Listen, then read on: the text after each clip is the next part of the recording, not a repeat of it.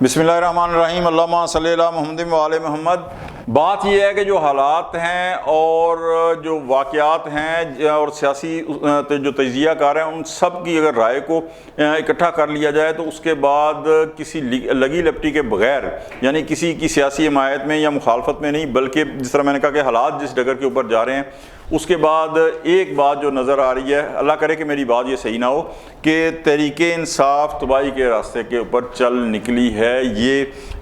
کیا معاملہ ہے، اس پر یقیناً بات کریں گے، لیکن اس سے پہلے بانی پی ٹی آئی کے حوالے سے ہی ایک اور انتہائی خبر کہ جس میں بانی پی ٹی آئی کو سزا ہونے جا رہی ہے، اس پر بات کرنا جو ہے وہ ضروری ہے تاکہ آپ کے علم میں ہو جائے۔ توشہ خانہ 2 کیس جو ہے، اس میں تمام گواہوں کی گواہیاں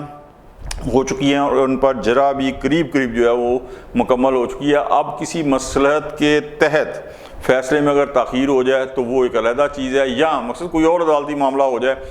جو ہے وہ درخواست دے دیتے ہیں کہ جناب ہائی کورٹ کے اندر، اعلیٰ عدلیہ کے اندر، تو اس میں سے سٹے مل جائے، وہ ایک علیحدہ چیز ہے۔ لیکن خبر یہی ہے کہ آنے والے چند دنوں کے اندر سزا سنا دی جائے گی۔ اس طرح 190 ملین پاؤنڈ کے بعد اس دوسرے کیس میں بھی اگر سزا ہو جاتی ہے تو اس سے بانی پی ٹی آئی کی جو مشکلات ہیں ان میں بے انتہا اضافہ ہو جائے گا، اس لیے کہ 190 ملین کیس جو ہے اس کا فیصلہ 17 جنوری 2025 کو آیا تھا، اور اس وقت جناب بڑی یہ سارے جو تجزیہ کار تھے وہ کہہ رہے تھے جناب انہیں پائی جانا 2.5 پھٹ لگنے نے، ہائی کورٹ کے اندر جو اپیل ہونی ہے اور فیصلہ معطل ہو جانا ہے، بلکہ ضمانت ہو جانی ہے، رہائی تک کی باتیں جو تھیں ہو رہی تھی۔ میں اس وقت بھی کہا تھا کہ یہ کیس جو ہے یہ کم از کم نومبر دسمبر کے اندر جا کے لگے گا، یا 2026 کے اوائل کے اندر لگے گا، اور وہ بڑی حد تک، یعنی آپ یہ دیکھیں کہ 26 ستمبر جو ہے نا وہ اس کی ڈیٹ ہیئرنگ پڑی ہے کہ جلدی سماعت یا جو ضمانت ہے اس کے اوپر، اور وہ بھی جو علیمہ خان صاحب ہیں ان کی چیف جسٹس اسلام آباد ہائی کورٹ جو ہیں سرفراز ڈوگر صاحب، ان سے ملاقات اور جو خصوصی درخواست ہے اس کے بعد۔ لیکن 26 ستمبر کو یہ نہیں ہوگا کہ جناب وہ ہوگی، بڑے نوٹس وغیرہ جو ہیں ابھی آئیں گے، اور اس کے بعد جا کے کوئی ریلیف، یعنی 26 ستمبر کو ظاہر ہے کہ نہیں ہونا۔ تو یہ بانی پی ٹی آئی اور جناب اگر توشہ خانہ 2 کیس کے اندر سزا ہو جاتی ہے تو ان کی مشکلات کے اندر بڑا اضافہ ہوگا، اس لیے کہ جس طرح میں نے ذکر کیا کہ جو 190 ملین کیس ہے وہ 17 جنوری کو اس کا فیصلہ آیا تھا، اور آج 7 ماہ جو ہیں 8 ماہ ہونے کو آ رہے ہیں، تو اس کا ابھی تک اسلام آباد ہائی کورٹ میں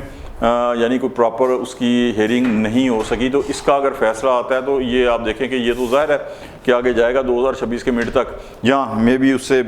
سے بھی جو ہے وہ آگے چلی جائے۔ اچھا، اس کے بعد آپ یہ دیکھیں کہ اور پھر صورت میں مشکلات میں مزید اضافہ ہو گیا ہے کہ جناب جو کیسز ہوتے تھے جیل کے اندر ٹرائل ہوتا تھا، وہ اب یعنی ویڈیو لنک کے ذریعے جو ہے وہ عدالت میں ہوتا ہے، لیکن اس میں بھی پاجان بانی کی فوٹو شوٹو کوئی نہیں آتی، ٹھیک ہے، بغیر فوٹو کے جو ہے نا، اور اس پہ کوئی بعض جو ہے وہ احتجاج کر کے وکلا بے شک احتجاج کریں، لیکن ٹھیک ہے وہ بانی کی جو ہے تصویر آ رہی ہے، اللہ خیر صلاح جو پھر ہے وہ سو ہے۔ تو یہ اچھا، اس میں کیا ہے کہ وہ جو ہر ہیئرنگ کے اوپر جا کے صحافی جناب ان سے کرتے تھے، انٹرویو ہوتا تھا، سب کچھ ہوتا تھا، یہ ساری جو ایک لگزریس سہولتیں تھیں نا، وہ اب تھوڑا سا بیک ٹریک ہوئی ہیں، کیونکہ اتنی ساری سہولتیں ملنے کے باوجود بھی، اتنی ملاقاتیں ہونے کے باوجود بھی، یعنی ہر ہیئرنگ کے اوپر بھرمار تھی صحافیوں کی، وہ انٹرویو کرتے تھے، ہر ہیئرنگ کے اوپر جناب وکیلوں کی بھی اور پارٹی رہنما بھی چلے جاتے تھے، ان کی بھی ملاقاتیں ہو جاتی تھی۔ تو یہ ساری چیزیں ان کے اوپر تھوڑا سا فل اسٹاپ جو ہے وہ لگ گیا ہے۔ اب بات کرتے ہیں جو اصل موضوع ہے نا، جس کے اوپر بات کرنی تھی کہ جناب تحریک انصاف تباہی کے راستے کے اوپر کیوں چلی گئی ہے۔ تو اس کی وجہ صرف اور صرف جو ہے وہ جناب والی بانی پی ٹی آئی کی جو غلط پالیسیاں ہیں اس کی وجہ سے، اس لیے کہ آپ میرے اس بیان یہ نہ کہے کہ میں بانی پی ٹی آئی کو ٹارگٹ کر رہا ہوں، اس لیے کہ تحریک انصاف کے اندر تو ظاہر ہے وہی کچھ ہوتا ہے جو بانی کہتے ہیں۔ اب بات یہ آ جاتی ہے کہ جناب والا اگر آپ غور کریں کہ 9 مئی سے پہلے میرے خیال میں مارچ 2023 کے اندر جو زمان پارک اور مال روڈ کے اوپر جب اسلام آباد پولیس گرفتار کرنے آئی تھی خان صاحب کو، تو جو 23 گھنٹے تک پولیس سے مقابلہ ہوا تھا وہ کوئی سیاسی جدوجہد نہیں ہوتی، کیونکہ سیاستدانوں کو ہمیشہ جب پولیس گرفتار کرنے آتی ہے تو وہ آگے سے ریزسٹنس نہیں کرتے، مزاحمت نہیں کرتے، بلکہ وہ کہتے ہیں جی اوکے آئیں، وہ گرفتار کر کے چلے جاتے ہیں۔ لیکن اس وقت جو 23 گھنٹے پولیس مقابلہ ہوا کارکنوں کے ساتھ، تو اس میں بڑی بلے بلے ہو گئے کہ جناب آئے ہائے ہائے کیا بات ہے جناب، بانی پی ٹی اے کی مقبولیت کی ہے، وہاں گرفتار نہیں ہونے دیا، بلے بلے تو ہو گئی، لیکن وہ جناب ایک سمجھے کہ گوریلا فائٹ تھی، وہ بلے بلے کروا لی، لیکن وہ جسے کہتے ہیں نا ایک پروفائل خان صاحب کا وہ بننا شروع ہو گیا۔ اس کے بعد کیا ہوا، پھر 9 مئی ہو گیا۔ اچھا 9 مئی کے کیسز کے اندر جو کیس کے اندر میں آپ کو ایک چیز بتاؤں کہ خان صاحب کو جب اریسٹ کیا گیا ہے نا، تو انہیں جس جگہ رکھا گیا تھا وہاں پہ خان صاحب کے پاس خیر سے موبائل بھی تھے۔ خان صاحب نے کہا بلے بلے، کیونکہ عمر عطا بندیال صاحب اور ہم خیال ججز موجود تھے، اور بھی بہت سارے جو جگہ پہ نا ان کے ہم خیال موجود تھے، تو انہوں نے کہا پرواہ ہی نہیں، خان صاحب پرواہ کرتے بھی نہیں ہیں نا۔ تو اس وقت انہوں نے جو رابطے کیے نا ان سب کی جو خان صاحب کر رہے تھے گفتگو، اس سب کی آڈیو ویڈیو جو تھی موجود تھی، اور اس کے اندر جو 9 مئی کے حوالے سے ہیں وہ جناب کافی شواہد موجود ہیں، ٹھیک ہے، اس آڈیو اور ویڈیو کی جو بنی ہوئی ہے۔ تو اس کے بعد 9 مئی جو ہوا تو وہ ایک اور بہت بڑا جو ہے نا، وہ کوئی سیاسی گیم تو تھی نہیں نا کہ آپ جناب والا، اگر ہاں سیاسی ایجیٹیشن کے اندر بھی تشدد ہوتا ہے، لیکن وہ تشدد کسی اور طرز کا ہوتا ہے، یہ نہیں کہ ٹارگیٹڈ کر کے آپ نے سارا کا سارا جو ملٹری انسٹالیشن تھی اس کے اوپر کرنا ہے، تو وہ ایک اور پروفائل بن گئی۔ اچھا اس کے بعد تمام جو احتجاجی کالیں تھیں وہ جب بری طرح ناکام ہوئی ہیں نا، تو میں نے کہا نا آپ تباہی کے راستے پر کیوں چل رہی ہیں، تو جناب والا بلوچستان کے اندر جو BLA ہے اس کے ساتھ روابط، ان کی ہڑتال کی کال کی حمایت کرنا، اس کے بعد جناب والا خاص طور کے اوپر خیبر پختونخوا کے اندر TTP کے ساتھ جو خان صاحب کے روابط ہیں، تحریک انصاف کے جو روابط ہیں خان صاحب کی ہدایت کے اوپر، سر یہ ایک بہت بڑا المیہ ہوگا، کیونکہ بات یہ آ جاتی ہے کہ تحریک انصاف ایک سیاسی جماعت ہے،